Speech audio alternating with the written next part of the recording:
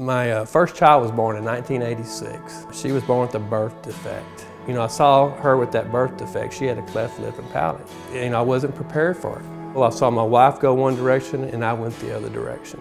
She turned to God during that time. I couldn't understand why He would allow this to happen in my life.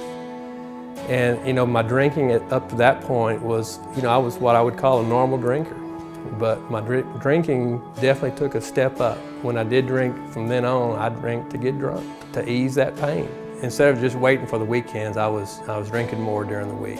From about 1993 to 2000, I drank every day. I was down to about 130 pounds. And I was pretty much just living off alcohol.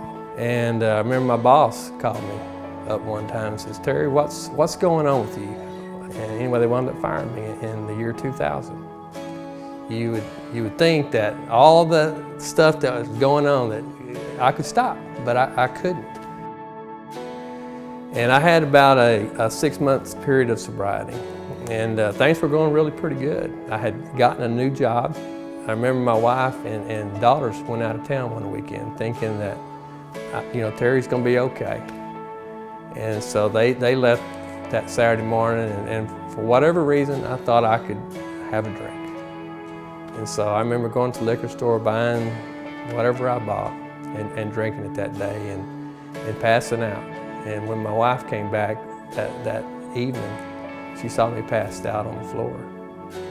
And I remember my wife says, "Terry," that next morning, she got up that Sunday morning and says, "Terry, we're going to church. Get dressed and we're going to church." I was sitting there that 9:30 service that Sunday morning. I was in my normal spot, and you know, they had done the singing at the beginning of the service, and then Robert Culp got up to say the prayer. And when he was saying the prayer, that's when I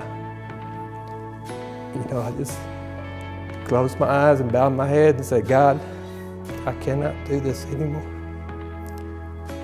and I need your help." And something happened. I don't know what. You know, I tell people I got struck down, but I had a mini seizure or something. They had to stop the church service. And I remember God telling me that night, he said, "Terry, you don't have to worry about drinking again." He said, "I'll take care of that."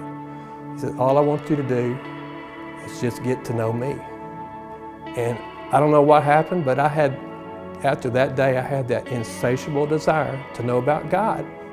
Today, you know, I've been sober about 14 years. And I tell people my story. I said, "You know, guys, I'm not the first alcoholic, and I'm not going to be the last alcoholic, but I've got something that I can help another alcoholic." And with Celebrate Recovery and the small groups that I've been involved with, I won't try to fight it on my own. I know what God can do in my life, and I know that He can do it in yours and anybody else's also.